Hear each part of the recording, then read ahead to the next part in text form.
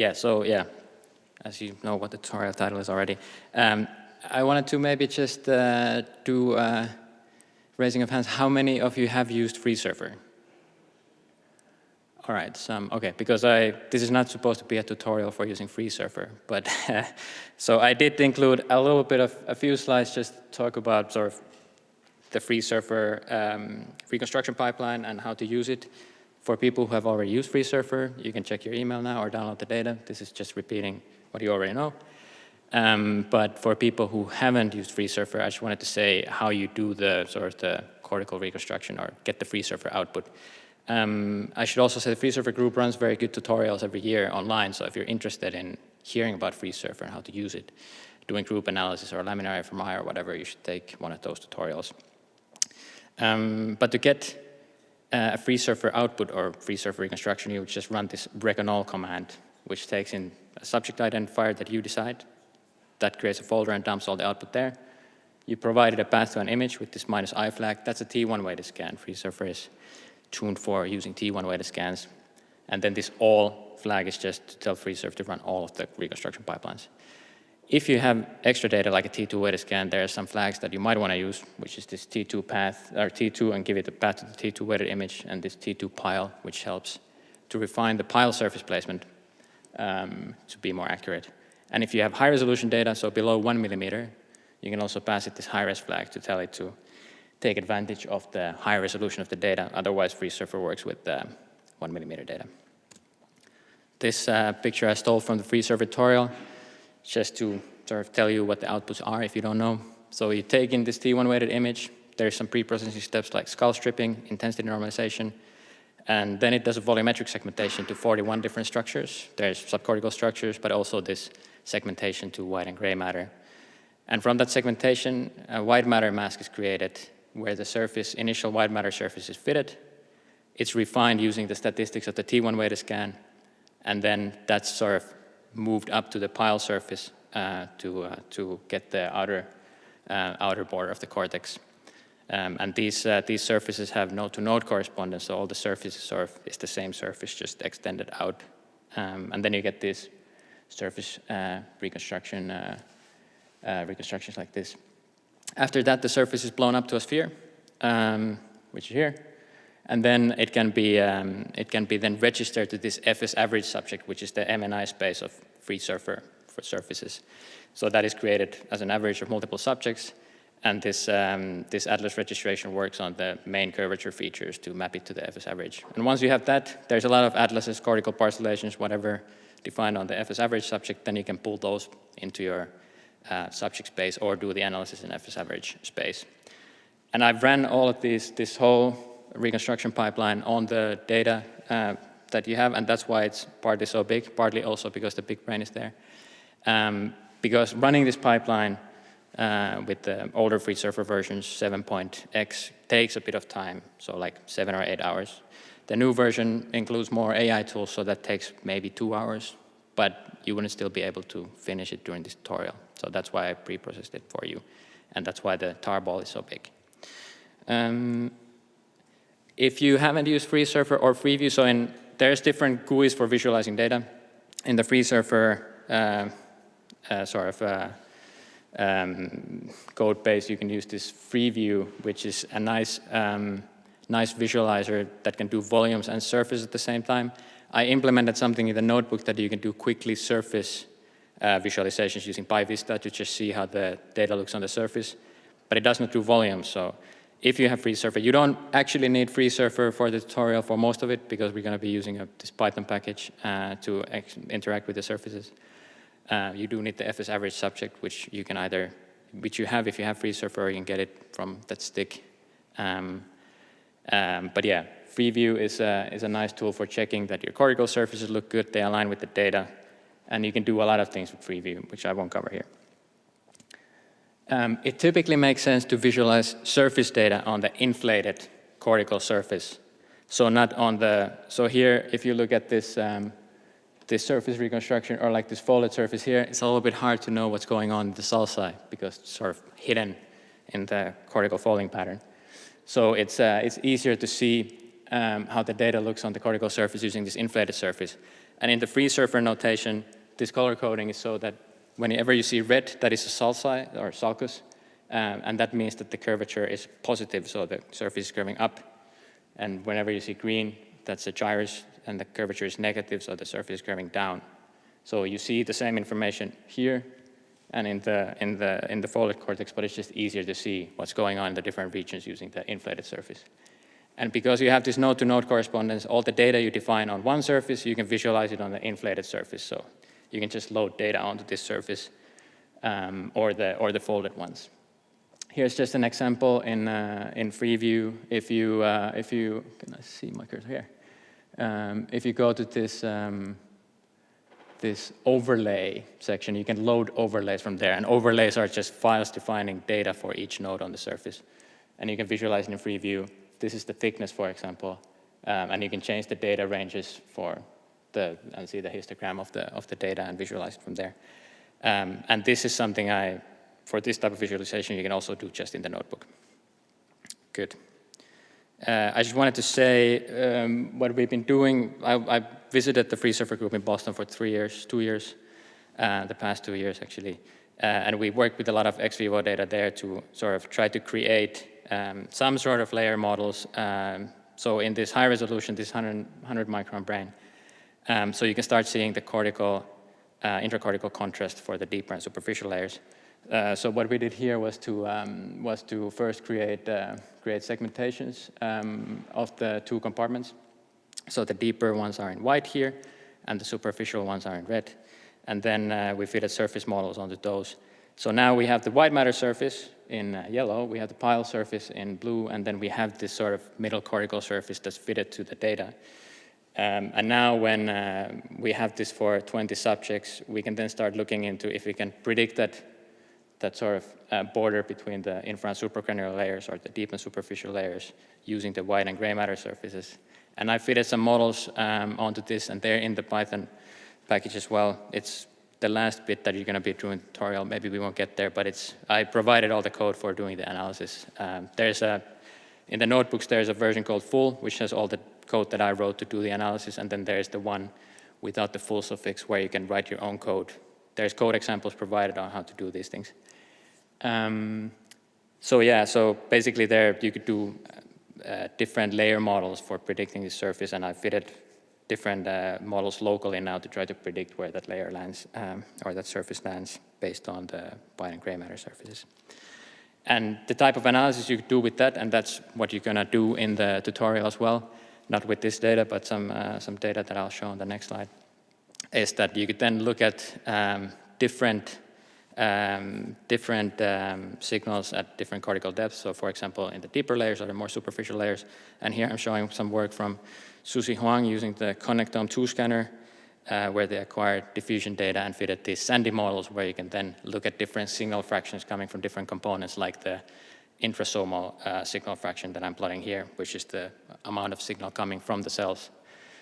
If you look at the overall cortical sort of pattern, so that's looking at sort of just the cortex as a single compartment, you see differences between different cortical regions, so the motor and sensory regions pop up, for example.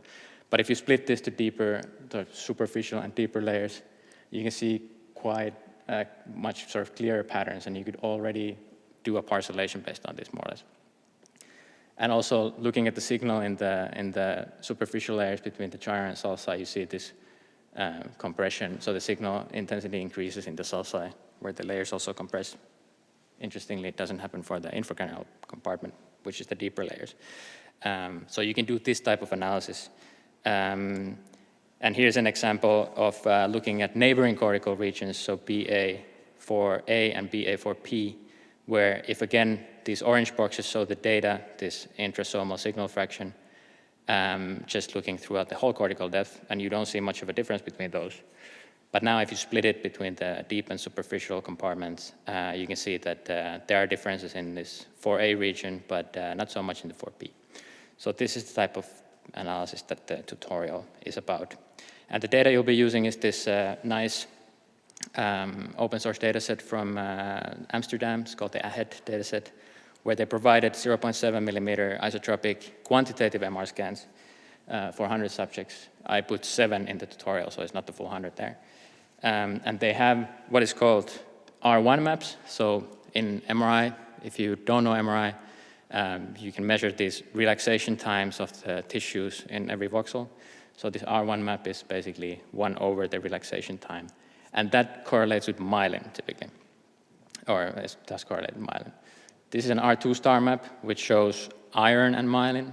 And this is a QSM map that is sort of more iron specific. But I realized that this QSM map is actually cropped pretty hard, so it's you can't really see the cortex so much. So don't look at the QSM map, or if you look at it, don't trust the results from there. But so it's the R1 and R2 star map that you want to be analyzing.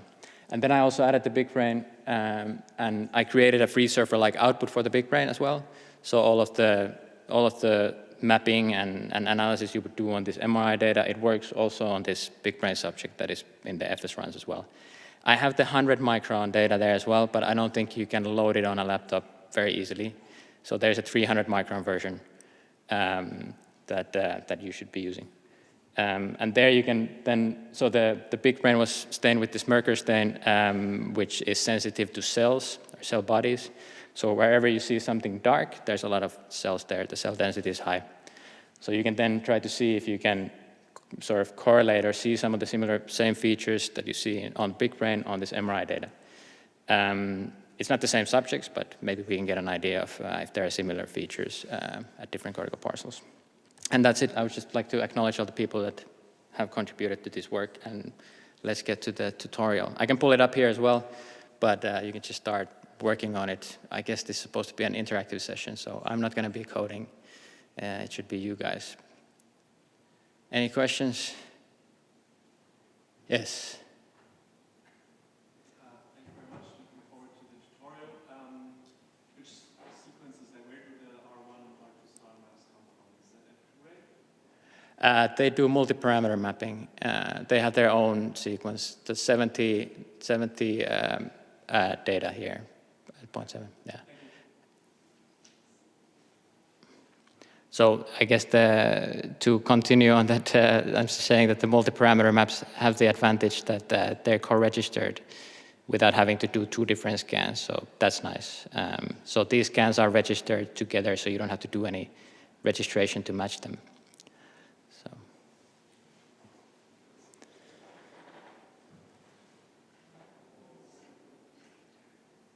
You don't have to whisper. It's free for all. Just keep talking. I mean, if you don't have the data and somebody next to you have the data, just make groups and work on it. I mean, I can pull it up here as well if you want, but I was told that this should be interactive, so shouldn't be just showing the tutorial here. So, and I hope the notebook in itself is sort of. I tried to put a lot of comments and example code there, so I hope you can sort of read it and see how you should be doing things. But if you don't understand, look at the full version or ask me or. So in the first bit, I provided code to actually analyze the Python package you'll be using in this tutorial. The wheels are in the inside the data. So if you have the same folder structure as I have here, these things will do all the necessary installations in your Python pad. So you should have a Python pad with Jupyter notebooks, and this will auto set up. Hopefully all the necessary tools in your environment. And from then on, you can look at the different bits. I included the Freesurfer command, or the FreeView command, so if you have Freesurfer installed, you can just run this cell, and it will pop out FreeView and show the data. If you don't have FreeView installed, then I created this interactive ByVista plotter to look at the surface data. The only downside here, which I didn't solve so elegantly, is that you have to restart the notebook to get rid of the server, otherwise it will just keep the sort of visualizing the same data. So you can restart the notebook by pressing 00 or just restarting the kernel from the kernel menu if you're using this plotter. And I set it up so that it stores all the variables that you need to running all the cells also. Maybe I'll show how that would look like.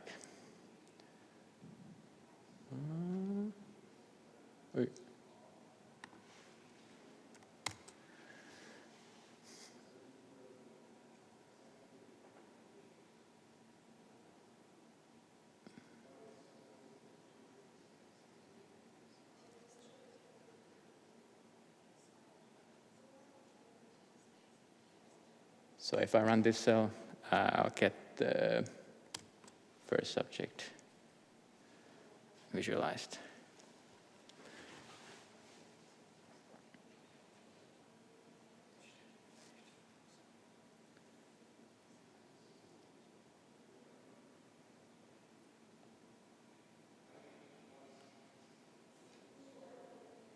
So it loads up the data, the MR data for you and the surface as well. So you can look at how the MR data looks and how the surfaces are. Sometimes when you do analyze this type of high resolution MRI data with Freesurfer, there can be some problems with placing the pile surface. I didn't have a T2 way to scan here, so I couldn't correct for that. But you can see, for example, in this bit here, because there is some sort of data outside the brain here, it overshoots. So this would be, for example, an example of a little bit of a surface misplacement here on this subject. And let me close this.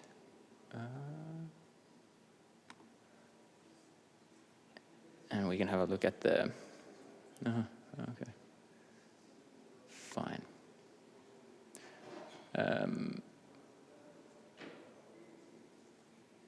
And I can just show how the Python plotter looks like. And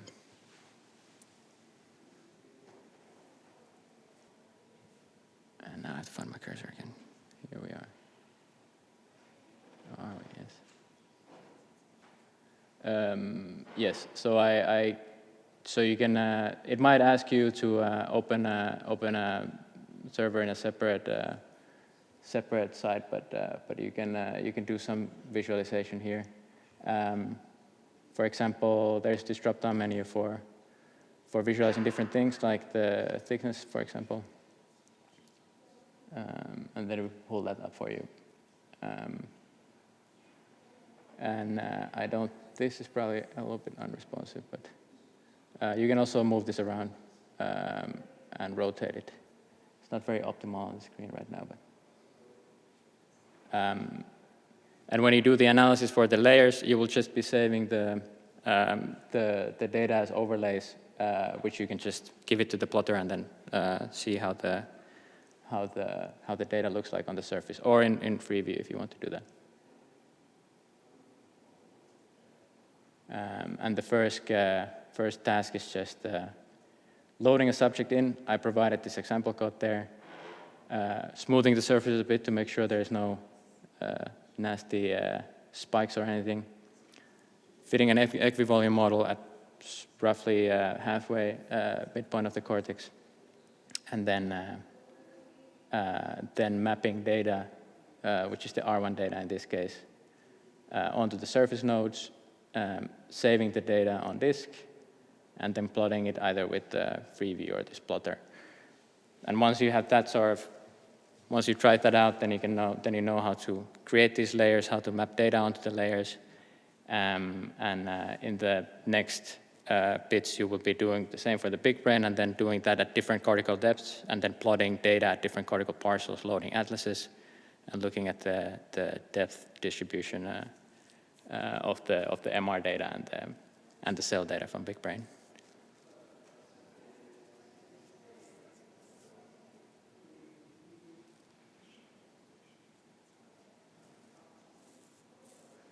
Does someone have it up and running?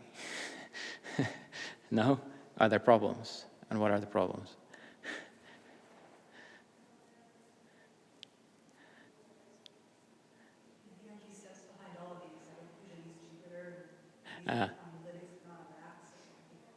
Yeah, okay. Yeah, I figured Jupyter might be the easiest. I don't usually use Jupyter either, but I figured in this type of thing it might be easier to use. You can run this stuff on whatever you typically use, as long as you have the Python environment.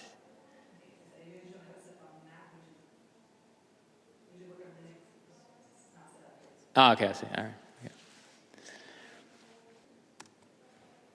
I can at least demo Freeview at the same time if you're interested in that.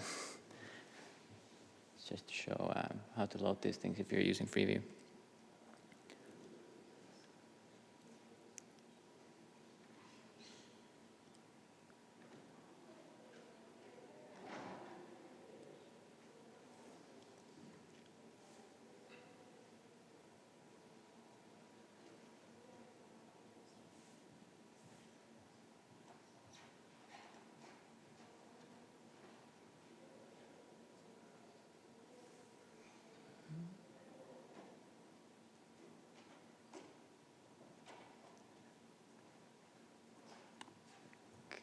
So let's see.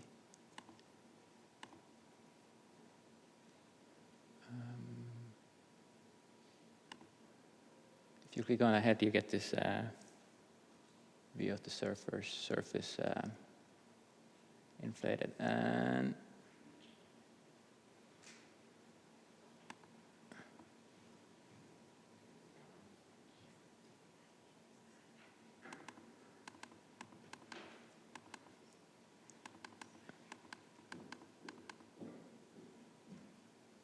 so for loading the overlays, for example, the MR data that you're going to be mapping onto the surface, you go to load overlay and load generic.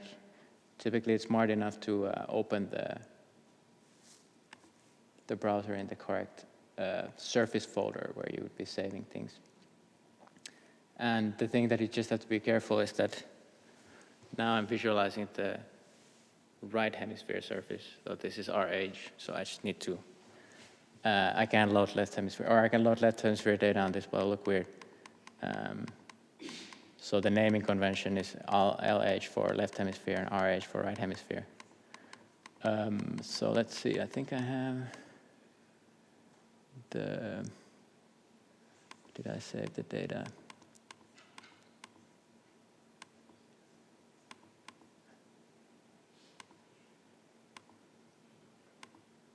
I did not save the data. Okay, that's fine. So I don't have the data map to the MR data here, but that's where it's going to be stored once you run the notebook. But let's see, I can open, for example, the area, which is just the area of the surface.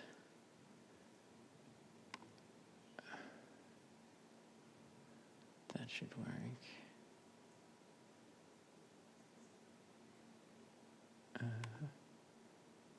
Oh, I'm visualizing the, yes, this is the left hemisphere.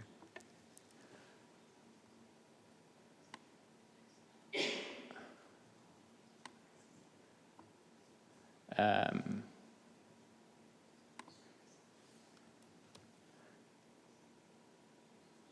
let's set some reasonable ranges here.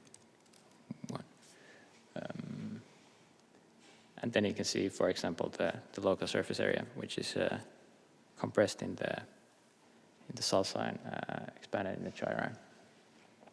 If you want to load atlases on subjects, then there's this other drop-down menu here called annotation. You can load those, and once you run Freesurfer, it gives you a couple of different annotations already mapped to the subject. So, for example, and the ones you should be looking for is this with this .annet file name. Those it will open with this annotation drop down. And again, I'll go to the right hemisphere here.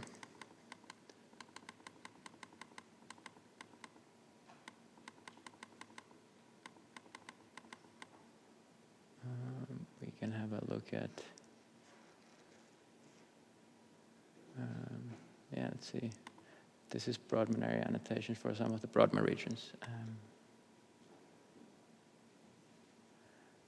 So you can see here are the motor regions. Let me close this. So if I click on stuff here, or if I move the mouse, I can see what the. So I visualize the data on this right hemisphere inflated. So I can see that I've loaded this annotation, and if I click on a point, I can see what the label for that point or that region is. And this way, you could first visualize where the regions are, and then load the correct atlas, as is shown in the tutorial, and then and extract the data in that specific cortical region for specific cortical depth or throughout the whole cortex. And then compare different regions, as I showed on the slides for this Sandy data. So that's there's a lot of atlases, and the FS average is even more atlases defined. So if you map the data to the FS average base, it's a bit easier to do the group analysis there. and then you can sort of get averages or standard deviations or plot the curves over subjects, and compare different regions.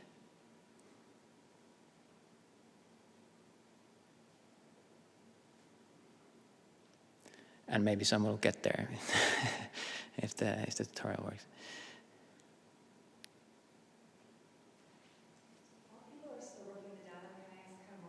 Of course, yeah. You can ask, yeah, whatever. Yes. Yeah, of course, of course. Is that how it works? Can you hear me? Okay. So again, I'm not looking at your code right now, to be honest, but my general question is from earlier, and I have a colleague also on Zoom who has this question. As you touched upon, the standard use of Freesurfer requires a T1 or T1-like input, and you're showing ex vivo that's not T1-like, that has different intensities, and we're doing similar work actually. So we were wondering how you get Freesurfer to work with non-T1 input. Yeah, so the ex vivo data, the high resolution data that I showed, so, okay, let me go one step back. So there are now tools that, surface placement tools that I've developed together with colleagues that work on any MRI scan, sort of contrast and resolution as well. So you could use it on T2 or whatever and place the surfaces there. It will work on ex vivo as well. The resolution is going to be a bit of an issue because most of these AI models that would handle any MR contrast will still downsample the data to 1 millimeter. The results that I showed on the slides, what we did was that we first segmented the data into get these volumetric segmentations to these different compartments. And from there, I just went into Reconol and basically massaged the data into the form that Freesurfer likes it to get the correct intensity statistics for the different compartments that it can work with. So I took the soft output of the network, not the segmentation, the predicted probabilities for the different compartments. And Freesurfer expects white matter to have a mean intensity of 110 and gray matter to have a mean intensity of 70. So then you can just you can basically create a fake T1-like scan from the sort of the probabilities by matching the intensity statistics to that, and then we'll eat it and place the surfaces. If you want to do it for different compartments, you will have to do it twice, making it look like the pile surface is in the middle first, and then all the way on the top after. So you have to call it twice, the surface placement. But that's how it was done. Yeah. I do have the script if you have some segmentations that is possible to use it as well. But yes, yeah, sure, yeah. But we're pushing the surface placement using deep learning to. So I would say that for 1 millimeter data, it does work on T2s and T1s and whatever, and even lower resolution clinical data, flares and whatnot. But once you go higher in resolution, it starts to be a memory problem. But we're trying to sort of train these models to be a bit more friendly to higher resolutions. And yeah, I think it's working out okay. I did segment some or place surfaces directly on some EPI like 0.5 millimeter data as well, just without like model trained on Freesurfer surface. So that is a big part of my research, to try to get these models to work on this weirder data too, so because it is a bottleneck. And if normal Freesurfer runs for 7 and 8 hours, when you're trying to fit it on this ex vivo data, it runs for days. So it's a little bit tricky. Yeah, yeah.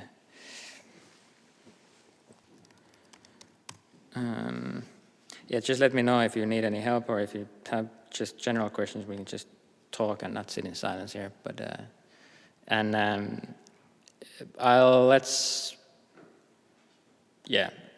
try to work on it. I'll show how the results look like in the end, at least, so you get to see how it would look like if it worked out. So you get an idea of what kind of results you can get from the full notebook. Yes. What was the atlas that you have using here? Was it PK or BKT? The atlas that I'm using here, this is this.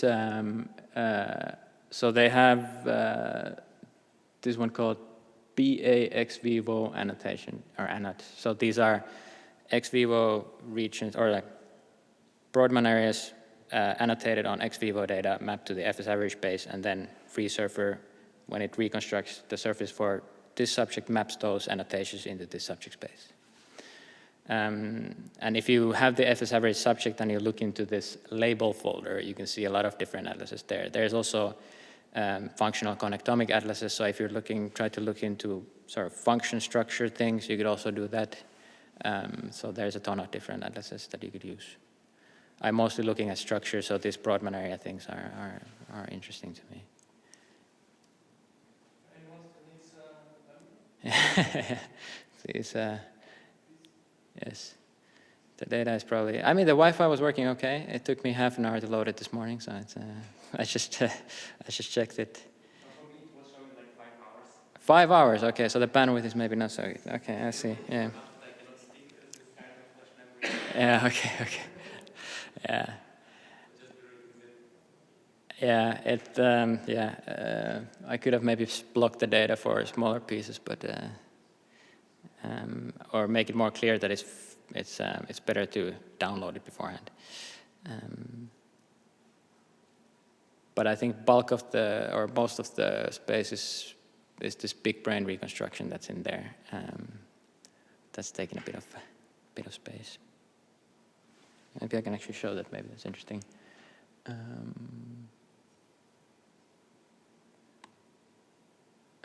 So one Freeview related thing is also that the surface data and the volume data is treated differently. So if you open a surface while you should be opening a volume, it will die. Let's see here.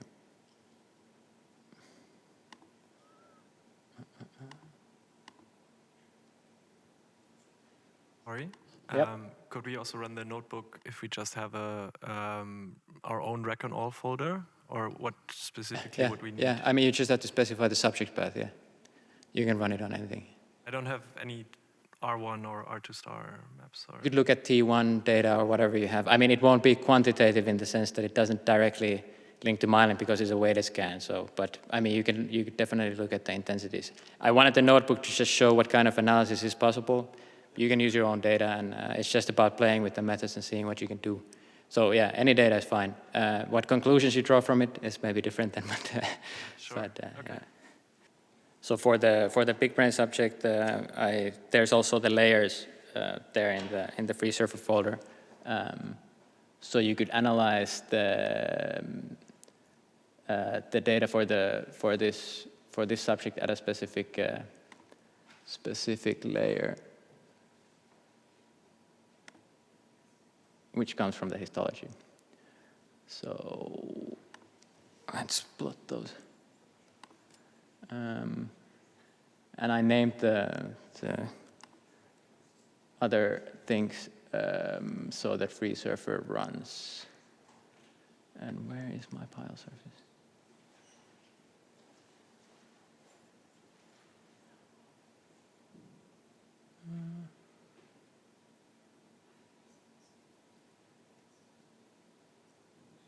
Where did I lose it?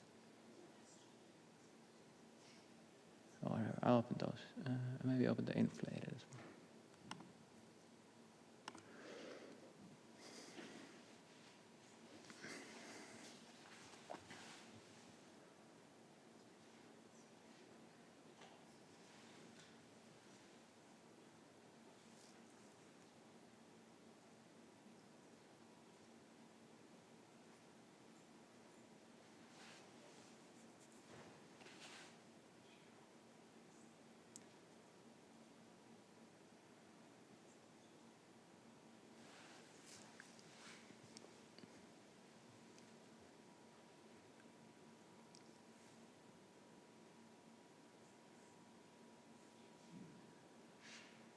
Yeah, now it's full of layers, but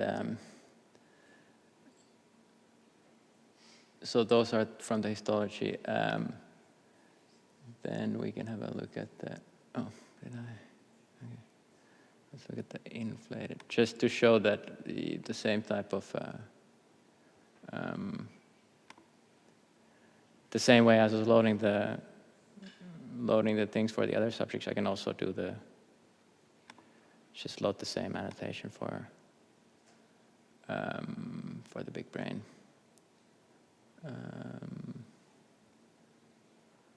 Did I map that?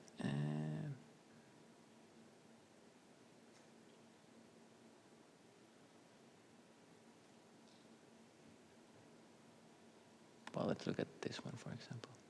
The Broadman areas are as single labels here as well, which you can use. So yeah, you can visualize the standard Freesurfer cortical parcellation here as well. And whatever analysis you do on the MRI, you could also do here.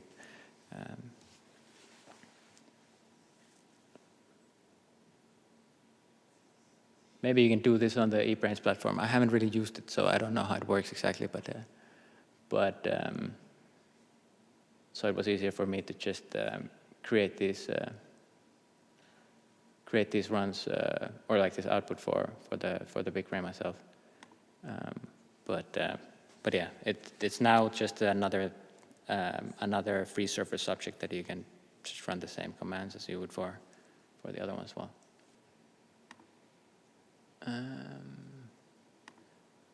Maybe I'll show one more thing. MRI.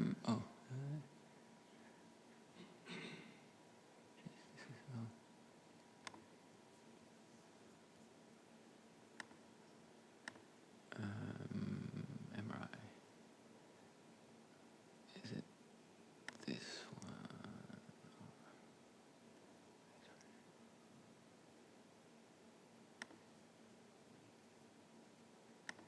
I did create a little bit more fine-grained segmentation for just if you're interested in, does this work? Let's see.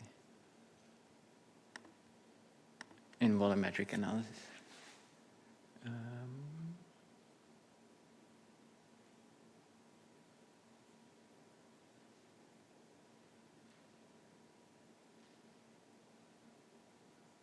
So this was some work that we published recently where we have now like a probabilistic atlas for 333 different subjects or structures for thalamic subfields and whatever.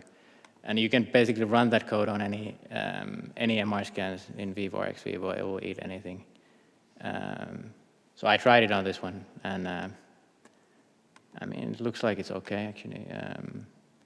So you can get a little bit more, if you're interested in looking at the subcortical structures in more detail, you can get those out as well. That's part of the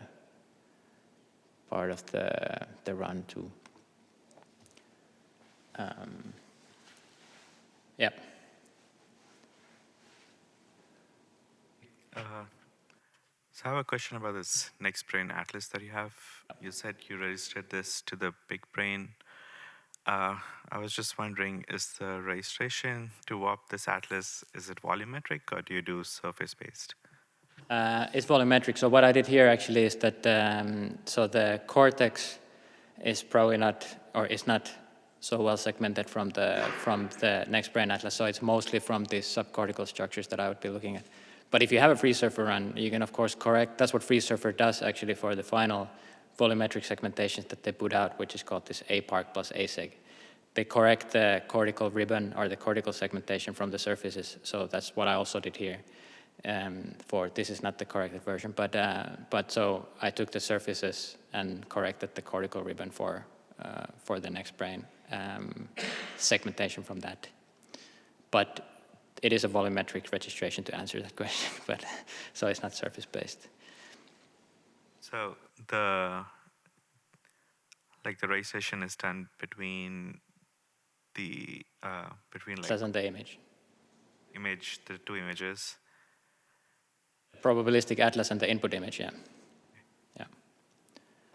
And we have now, so in the initial publication, the method, we did the sort of old school template-based probabilistic segmentations that is used in SPM and other tools.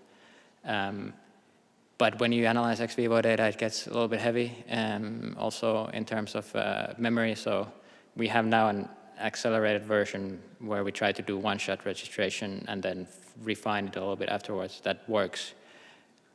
So I mean, on in Vivo scans is a minute versus hours in terms of doing the old school way. And for ex Vivo scans, you can now also process stuff in few 10s, 20 minutes maybe or something like that, especially if you have a GPU and you have a big enough of a GPU to load this data on it. So yeah, so that's also a resource you can use for this more fine-grained analysis, not for the cortex, but for the subcortical structures.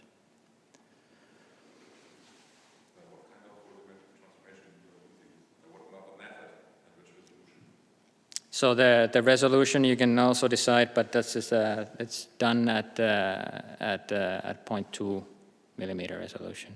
So the accelerated version, we use this, so the ANTS people released this torch accelerated ANTS version where you can do, you can also define your own registration losses pretty easily. So it's basically a diffeomorphic registration between the Atlas template and the input scan. And that's the one-shot version. Previously, we used this sort of like classic segmentation registration iterative pipeline where you sort of do it in a pyramid as well, where you start at low resolution, you warp, you refine the segmentation, go higher resolution, warp again. But because of this iteration, it of course takes quite a bit of time. So we try to accelerate it with the GPU-based ANTS registration. But you can also, I mean, you can define the output resolution for the tool as well. So you can do it at a low resolution, but the Atlas is defined at 0.2, so it doesn't make sense to go lower necessarily. So that's it. Maybe I can see if the.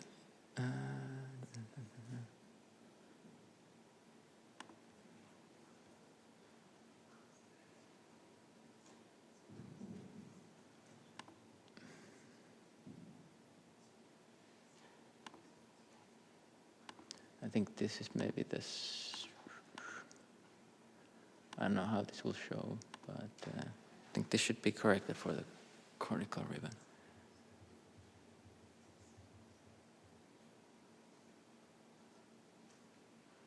Okay, that color is not looking great, but maybe you can see something. Let me just.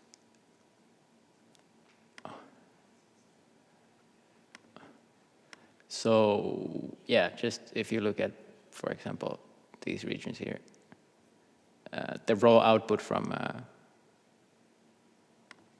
NextBrain, the white matter, gray matter part is not captured volumetrically very well, but once you have the surface reconstructions, you can just correct for that from the surfaces and then relabel it basically. So then you would get both the subcortical structures in a high resolution, or like all these subfields, and also the cortex labeled nicer. But that requires that you have also a Freesurfer surface reconstruction for your subject. Since it's quiet in here, can I ask some more questions about the NextBrain segmentation? So in standard recall, I know these have MRI CA label, which should not behave well with high resolution data. Mm-hmm. Now I use an MRI synthetic. Press the button once again. All right, there we go. Okay. And so I know historically it was using MRI CA label, which did not work well with high resolution data. And now they switched to MRI synthseg, which is more robust and fast, but it downsamples everything to 1 millimeter. I'm sure you're very familiar with all this. But you were talking about using NextBrain instead, and I have my own opinions on it so far using it, but nonetheless, I don't think you can really import that into Freesurfer. So do you have to start with MRI synthseg and then you export for the NextBrain, or how do you use both of those? So how would you use the? Okay, so how would you use the NextBrain segmentation with Freesurfer output basically? To run Recon normally, you have to use either MRI label or MRI synthseg correct. Yes. to process. Yeah. So I think the. So I haven't tried it, but so because this BigBrain subject came with surfaces from the histology, right? So, and those are ground truth accurate surfaces from histology. So then I can use those to correct for the ribbon. And the NextBrain volumetric output is just something that I ran separately and then sort of added to this bunch of data. if you wanted to try to replace the CA label or SynSeg with NextBrain, so you would run that first, and then you have to create the files that Freesurfer needs to place the surfaces, right? So what it needs is this white matter mask, or it goes the left and right hemisphere separately. You can do it from this segmentation that you get out of SynSeg. NextBrain. There's too many methods. So when you showed your slides earlier and you showed the surfaces on, I guess it's ex vivo, that was not BigBrain. Those you extracted with Recon all, but the surfaces you showed on BigBrain are the ones that were from Conrad Wagstyle's work on the histology. Correct. Yes, exactly. And the ones that I was showing on the slides, there was a different segmentation approach there, where we segmented 2 compartments also in the cortex. So that was a separate tool trained on labelings of the ex vivo MRI. And that is also out, but I just don't know if it'll work on any ex vivo MRI. Probably not, because it was trained on that specific one. But if you wanted to use NextBrain, you could run the NextBrain segmentation on your input scan, and then create the necessary files for Freesurfer to place surfaces on those high-resolution ones. You might have to upsample the initial surfaces, that it has enough nodes, but... I've done all this in various ways before. Okay. I guess I didn't have great results with NextBrain, actually, even subcortically, but I agree the cortical segmentation was not good. Oh. But there were some things, most things were accurate, but some things were really off as well. So, Which version did you use? about a year, whatever was a year ago, so maybe I should try again. Yeah, we did change it quite a bit since, but yeah, some things are obviously hard to register, depending on what kind of data you're running it on. It's on BigBrain too. The BigBrain too. Okay. So Actually I think has that better, contrast than BigBrain 1, actually. Yes. Okay. So I think so we tried to make sort of a catch-all tool that handles in vivo and ex vivo data, which required making some choices. The ex vivo pipeline is mostly done keeping in mind sort of MRI, not histology so much. But because it is based on this sort of good old Bayesian segmentation algorithms, it's possible to tweak it quite flexibly in terms of informing it about contrast at different structures and so forth to make the registration more accurate for specific things. Like, for example, the hippocampus is difficult to sort of warp into the volumetric thing. So you could refine the registration locally or add sort of more information around the hippocampus.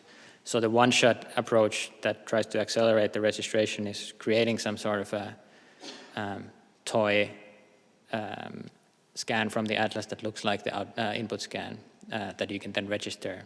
There's a couple of other registration targets there as well, but those can be changed, obviously, for specific purposes, like if you wanted to run it on BigBrain. Now I run just the thing that is out, the segmentation that I was showing here. So that's just the standard thing that was out. But I do agree for certain structures it would probably need tweaking to be more accurate, the volumetric segmentation. And that's definitely possible to do as well. Yes?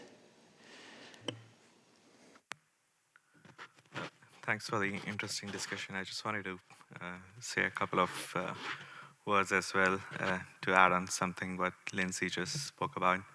So we have around 200 plus single hemisphere T2 and T2 star ex vivo.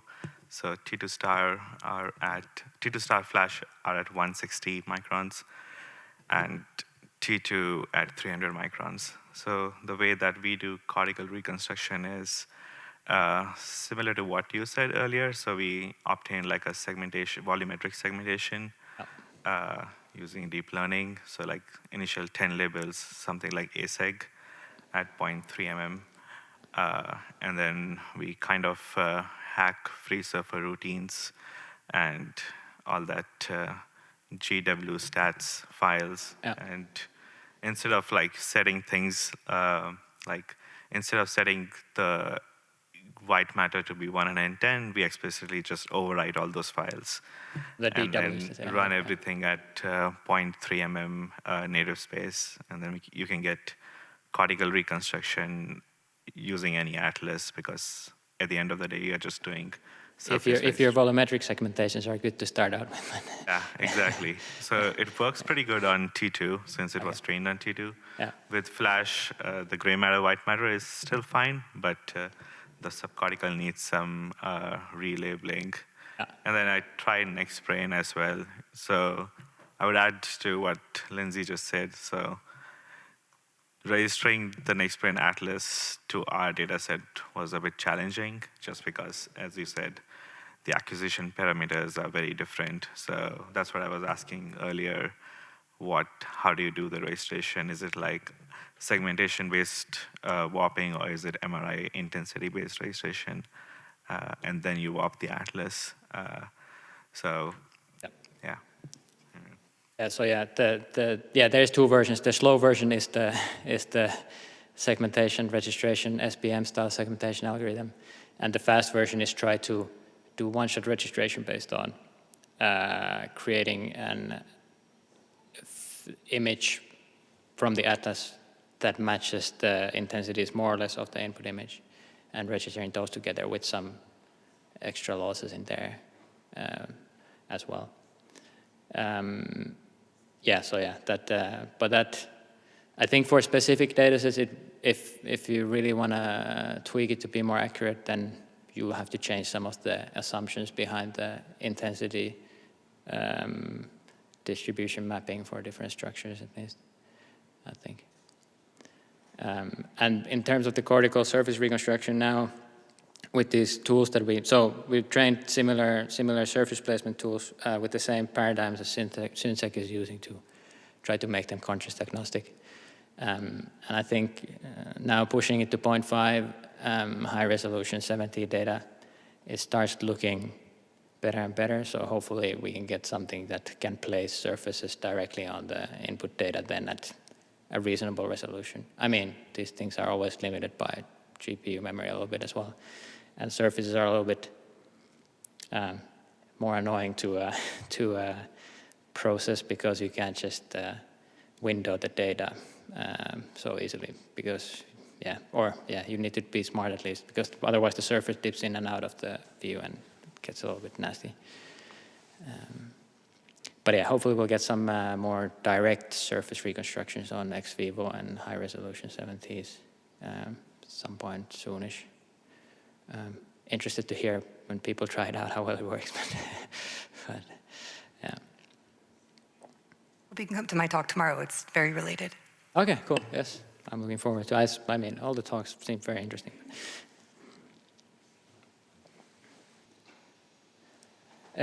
So yeah, like if you manage to do the oops, a little bit unresponsive this one apparently. Yeah, if you manage to do the mapping to FS average, for example, which I just did here for these subjects, and also the BigBrain data, then you can. It's a little bit buggy here. Maybe it's just this visualizer. Then this is visualizing the data on the FS average surface. So if I click off this, I haven't been using notebooks, as you can see.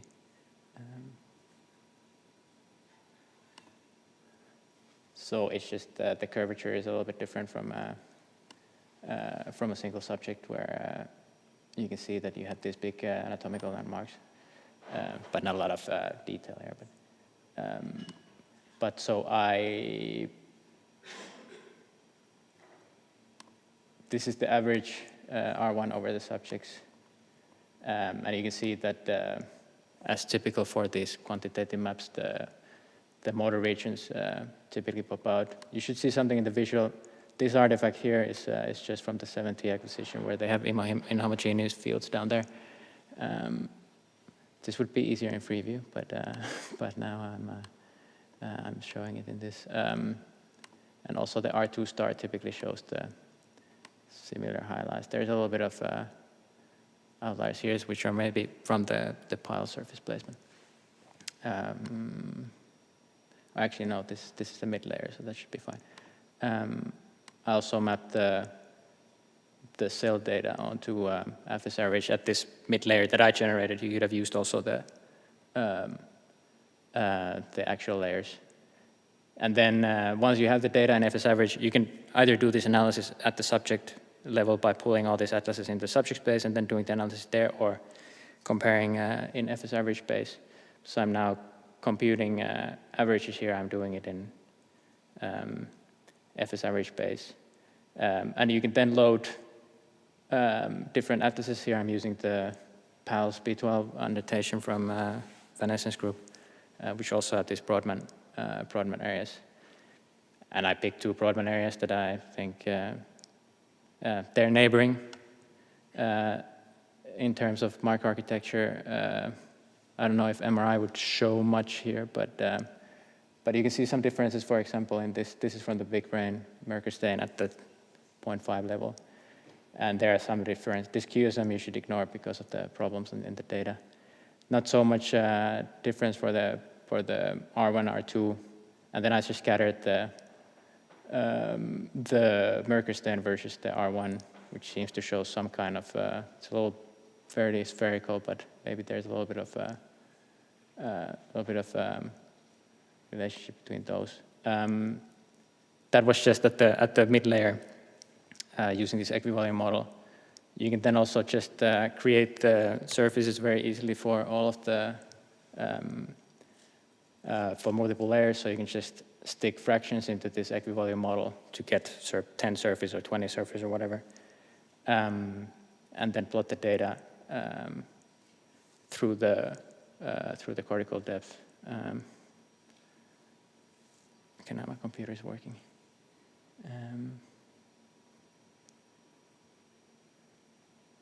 And here I'm just using the layer fitting takes a little bit of time. So hopefully that will pop out soon. I actually included also in the data tarball. You also have this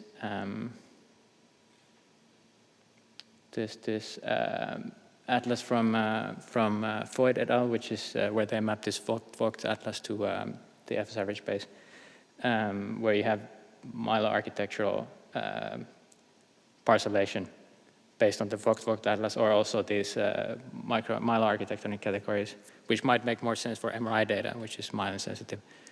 So you could also analyze the data using that atlas. That's not a part of the standard FSAverage package, but I put it in the data repository. Let's see what's going on here. While it's running, I just wanted to maybe say that. So in the last bit here, I included these sort of locally fitted models for placing that mid-cortical layer that are also in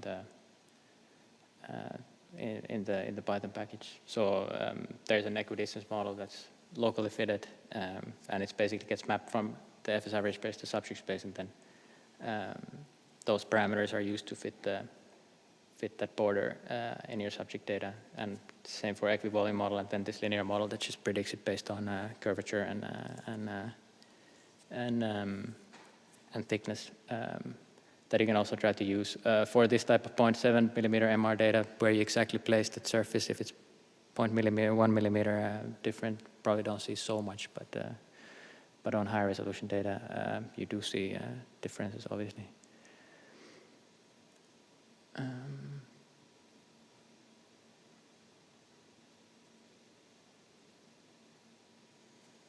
Okay. Yeah, so I mean, then for fitting the layers, okay, it didn't read something, okay. No, maybe it's something. Okay, for some reason it's not fitting or showing the other Brodmann area, but never mind. Yeah, but you could then get these depth plots for the different stains, and this is pretty well for looking at the cell staining from BigBrain. This kind of profile, you would see, so this is now, again, darker is more cells. So you see the increase from the pile surface to the middle cortical layers, and then it dips down a little bit. Typically, sometimes people show this inverted, where the signal goes up, but I kept the original labeling. If it showed the other Brodmann region, I don't know why, apparently I'm squeezing something wrong. But then you could see differences between the regions at different depths, that you could redo the analysis at that specific depth for comparing the data in the cortical parcels, just to see if you get a little bit more separation of the data exactly there. So that would be one analysis that would probably make sense, and also then repeating this in the specific mylar architecture regions where you can see that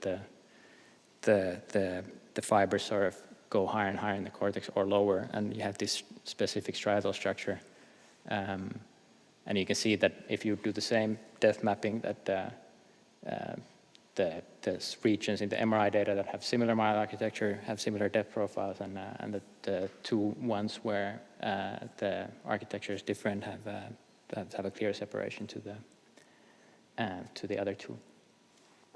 But now we're exactly at 1:30, which is when this thing ends. So thanks for joining. I hope you got something out of it, and if you want to play around with the models and the data, then yeah, just talk to me later on or get in contact after the workshop. And we have lunch now, is that correct? Yes, cool. Yes, we have lunch now. So thank you again, Oula.